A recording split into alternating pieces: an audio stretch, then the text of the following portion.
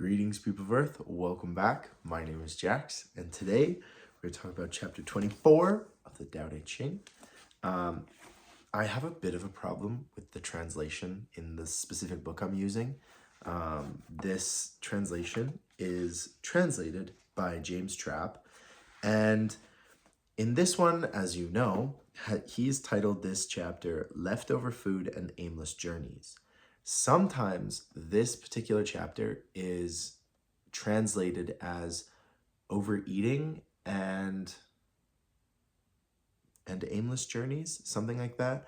So the idea of leftover food or overeating, it's kind of like, I guess it's just a wrong translation. I don't speak Chinese, so I don't know what the actual translation would be.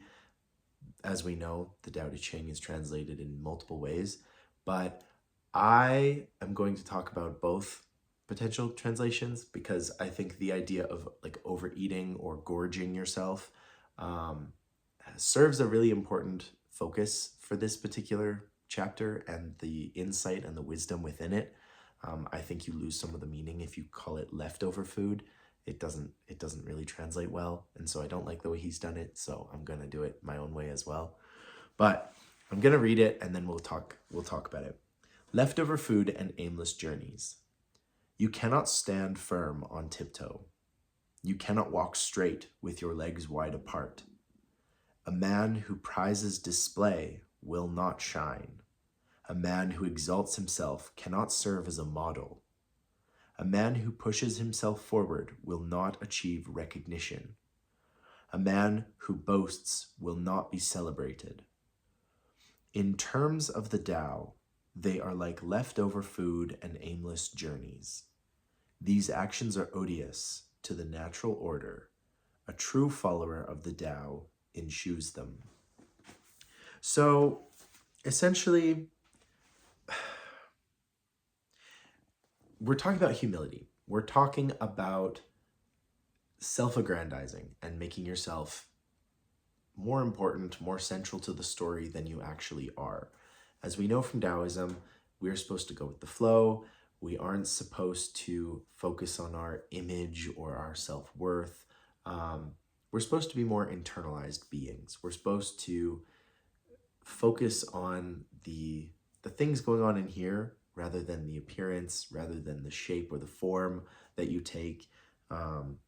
And these ideas are sort of central to this whole idea of Taoism. I think a lot of people use religion or philosophy to act better than other people. They use it to say, oh, look, I'm special. I go to this special church. I'm more virtuous than you because I am more overtly Christian. I think we see this a lot in North American culture in terms of who's more Christian, who is the better Christian. Oh, look, she's posting about being a good Christian and doing Ash Wednesday. She's doing Lent. Oh, look at them. They're going to church on Christmas. They're doing this. They are holier than us. There's this real idea of appearance. I think a lot of churches, when you look at them, they're very beautiful. They're very gaudy. They're very extravagant. They cost a lot of money. They have to be maintained. The people inside of them all dress up real fancy to go to church. And these are all external, you know. A person in these religions might defend it and say, no, it's just about looking good for God or for Jesus, or, you know, putting your best foot forward. Sure it is, you know, whatever you want to justify it as. But when you have to play this like keeping up with the Joneses kind of idea in your religion, in your faith, you've clearly lost something about the importance of that faith or the importance of that religion's moral teachings.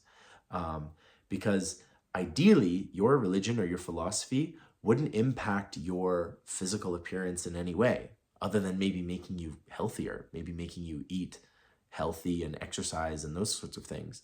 But in the best form of religion, your external appearance, how you carry yourself, really shouldn't be at the forefront of what's being talked about.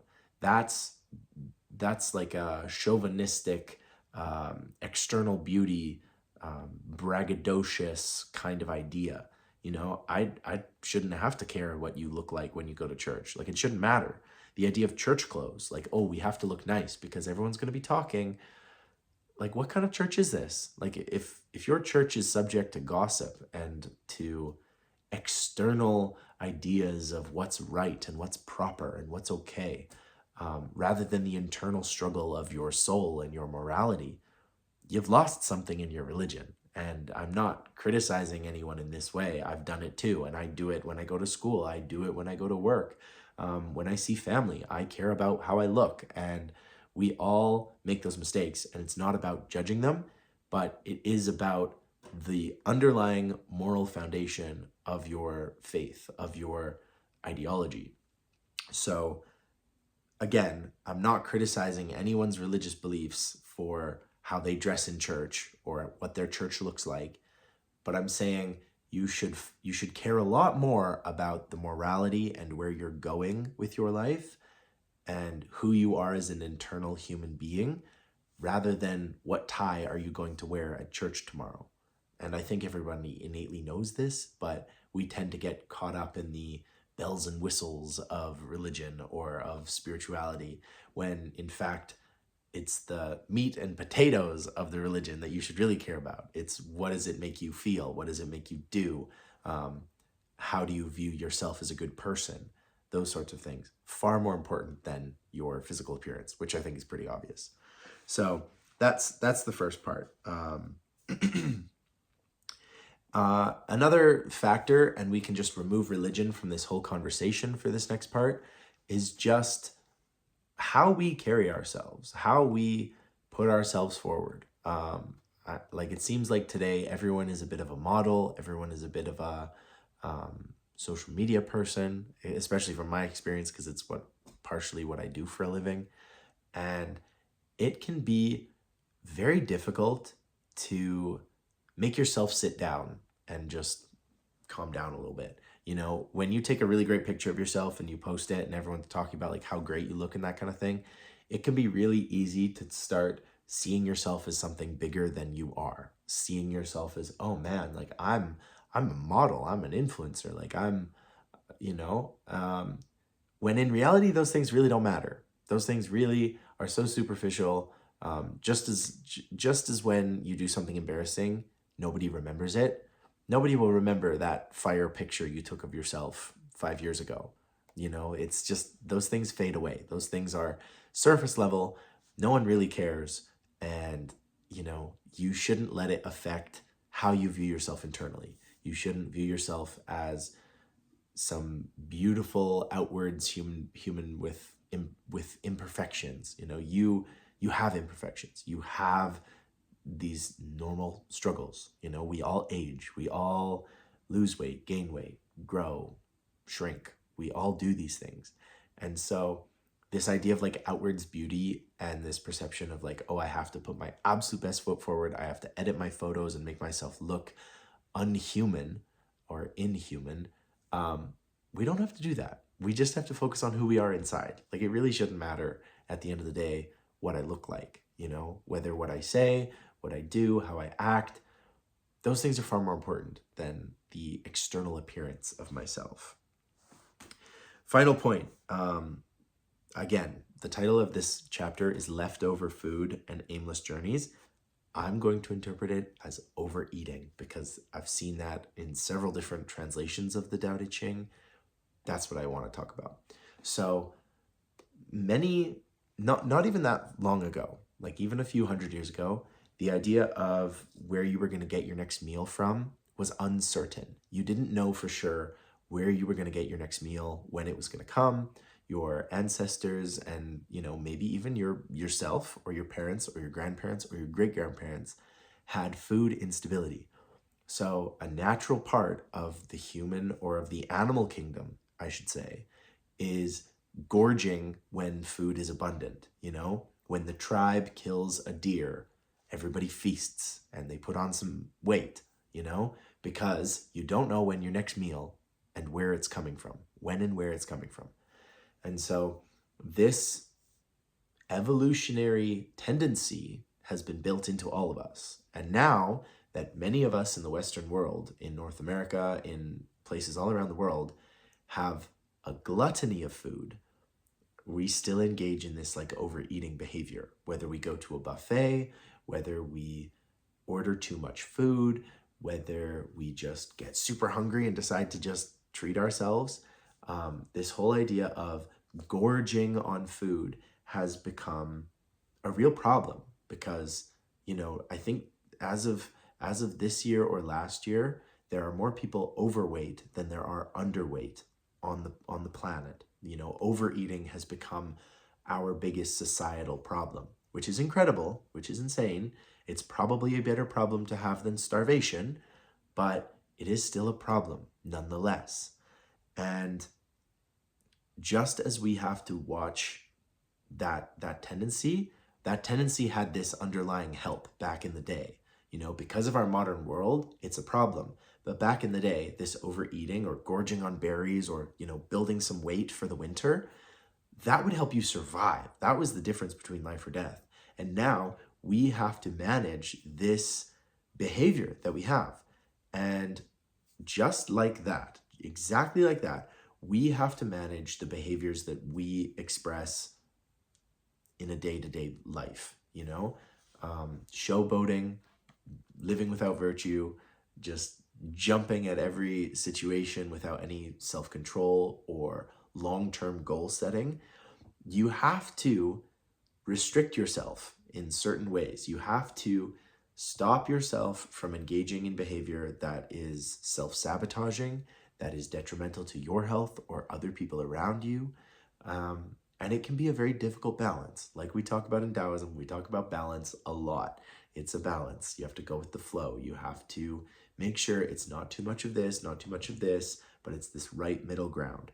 And it can be incredibly hard in today's modern world, filled with Instagram, filled with YouTube and political pundits and socioeconomic circumstances, financial collapse, potential war. It can be so hard to find that middle ground. It can be so hard to stop yourself from going a little too far in one way or the other, from going too far left, too far right, too far back, too far forward. It is a complicated and difficult balance, just like it is maintaining a healthy diet. I think we've all experienced that where either we don't eat enough or we eat too much, and we really internalize that and put ourselves down for not being able to control ourselves. But it can be so hard with the entire world telling you to buy more, eat more, do more, say more. And you will have to go through life being able to govern yourself and maintain a good balance and prevent yourself from saying something dumb or doing something stupid or ordering 12 donuts and eating them all in one sitting. Who would ever do that? But the point is, it is a balance. It is a struggle. You will mess up. It is okay to mess up. It is okay to have a bad day. But on the whole, you want to be striving for this self-improvement. You want to be striving for simplicity and balance and focus and living in the present. I think those are probably the most important things from this idea. I'll quickly touch on aimless journeys because it is part of the title. You might think, like, oh, I thought Taoism was about just going with the flow, so wouldn't an aimless journey be good? You might think that, but what it's talking about when it's saying aimless journeys are odious to the natural order, we do things for a purpose. We do things for a goal or, for the enjoyment of them themselves. And it is no good putting yourself on a path that has no end in sight, that has no goal in sight. As long as you have some kind of idea, and it doesn't have to be a strong idea, but as long as you have some idea that this journey will bring about greater peace, greater understanding, wisdom, compassion, maybe a specific goal you have in mind, then there is nothing wrong with taking that path, taking that journey, and letting it go to its natural conclusion. What you don't want to do is start a journey and then realize like, oh, this is the wrong path, and then have to turn around because that whole idea of like trying to turn the ship around or stop the current of the river flowing and make it flow the opposite way, that's not going to work out well. You know, you want to be mindful and present in every decision you make. And the idea of an aimless journey or an aimless goal is not something you want to pursue. It's not the idea. You want to be mindful in your decisions and your life.